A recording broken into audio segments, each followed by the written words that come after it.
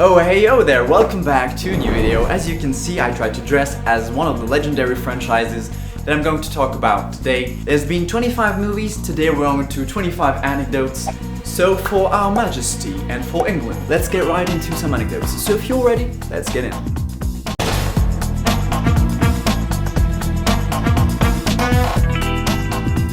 Oh, so British.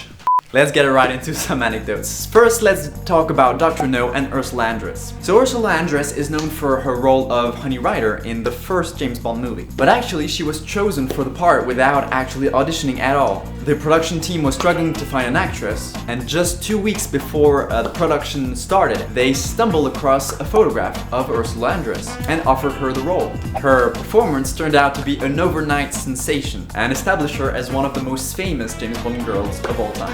And it launched her career. Now number 2, Russia with Love. So James Bond franchise has been synonymous with high-tech gadgets, and it was on the set of From Russia with Love that 007, Sean Connery at the time, first used a gadget. And of course, the gadget was a briefcase given to James Bond from Q, played at the time by Desmond Llewellyn, which is an iconic Q. And he was responsible for every gadget from then. Now number 3, Goldfinger 1964. You might not know it, but in Goldfinger, one of the most iconic villains of the franchise, more or less really existed. In his 1959 novel, Ian Fleming took the liberty of directly drawing inspiration from the name and character of Erno Goldfinger, a Hungarian-born architect and designer, who later on was played in 1964, 5 years later, by Gert Fröbe. Unhappy about this, and it might be understandable when you're a James Bond villain, but the real-life Goldfinger almost sued Ian Fleming, but retracted after the writer agreed to pay his legal fees, and gave him 6 copies of the book with it. Number 4, Thunderball 1965.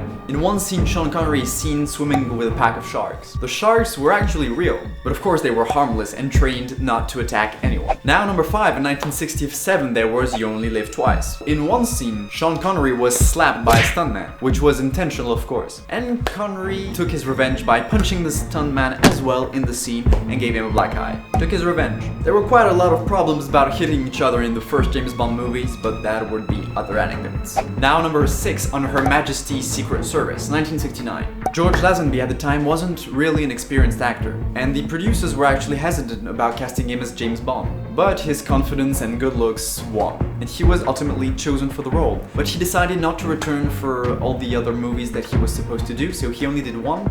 Now number 7, Diamonds and Forever, 1971. During a scene, a stuntman fell from a building and landed on an airbag. However, the airbag had a tear in it, and the stuntman was seriously injured. The incident led to stricter safety regulations on movie sets. Now number 8, Live and Let Die. Roger Moore's James Bond is seen running on the backs of crocodiles in one scene. The crocodiles this time were also real, like the sharks for Sean Connery, but they were also trained not to do any harm, and they were trained to stay still. Now number 9, The Man with the Golden Gun. There is a scene where a car jumps over a broken bridge, and it was done using no special effects at all. And of course it was done by an experienced stuntman, but also with a car that was modified with a powerful engine and a special suspension system to help, of course, the car do that stunt. Now 10th anecdote, The Spy Who Loved Me. The iconic opening scene where James Bond skis off a cliff and deploys a parachute was done, of course, by a stuntman, not by James Bond. But the stuntman Rick Sylvester actually said later on that it was the scariest stunt he had ever done.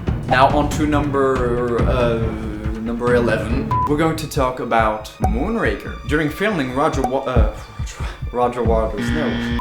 Moore nearly was hit by a helicopter blade. The incident was caught on camera, and you can see that scene in the movie actually. It nearly was quite dramatic. Now number 12, For Your Eyes Only. James Bond was supposed to ski down a Bubblestone run in one scene, but he was unable to do the stunt due to a knee injury, so the scene was rewritten for that purpose. Now number 13, Octopussy 1983. The scene where a plane flies through a hangar was performed using a hand-remoted model, but it was so convincing that a lot of viewers thought that it was real. Now number 14, A View to a Kill. Roger Moore was the oldest actor to play James Bond at that time, and today as well, but it was actually a topic of discussion during filming. Now number 15, The Living Daylights. The role of James Bond that went to Timothy Dalton was actually offered to Brosnan, who who took the role afterwards, but it went to Timothy Dalton. But Pierce Brosnan had already committed to his role in TV show Remington Steele. Oh, and I love the main track from that movie, Living Daylights by Aha. AHA. Number 16, License to Kill, the second movie in which we can see Timothy Dalton as James Bond. Another stuntman was injured when a truck exploded earlier than it was actually expected to. And that was another problem on James Bond movie sets, which were quite dangerous. So if you were a stuntman, James Bond would be prestigious, but quite a dangerous place to be. Now number 17, GoldenEye, which is one of the best James Bond. The tank chase scene was actually supposed to be filmed on location in St. Petersburg in Russia, but permission to film was actually denied. And so it was filmed in Spain,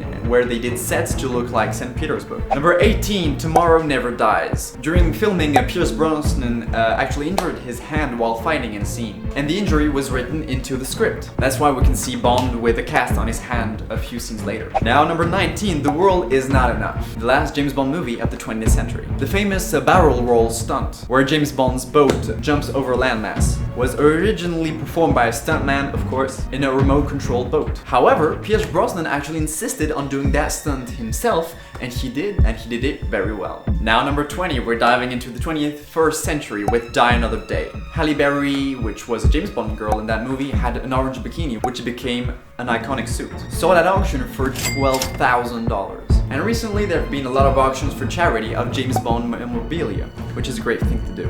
Now number 21, Casino Royale, which was Daniel Craig's first James Bond movie, led with a lot of controversy because Daniel Craig is blonde with blue eyes, which isn't the exact description of James Bond in the books. And people were quite skeptical about his performance, but after the movie was released, nearly everyone was convinced, so both critics and people praised his performance. Now, Quantum of Solace, 2008. During filming, Daniel Craig sliced the tip of his finger in a stunt, of course, that went wrong. Once again, the injury required immediate surgery, and filming was, of course, delayed for several days, the time for Daniel Craig to recover. Now we're on to our last 3 James Bond movies. Now we're talking about Skyfall, which is regarded as one of the best James Bond movies of all time, and released in 2012. The scene where James Bond is chased through the London Underground took several weeks to film, with some shots being filmed in secret to avoid disrupting commuters.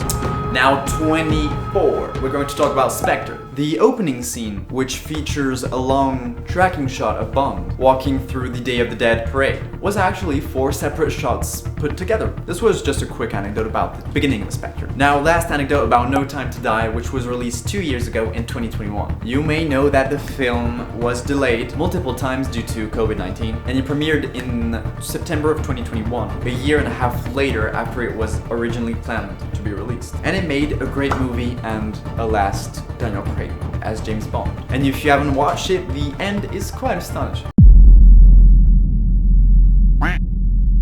Well, thank you for watching, my spy friends. I'm a little exhausted. I hope you can understand being a spy isn't very easy every day. I hope you liked, you learned a few things, and I'll see you soon in a new video. In the meantime, have an amazing day. See you soon, subscribers. Bye-bye.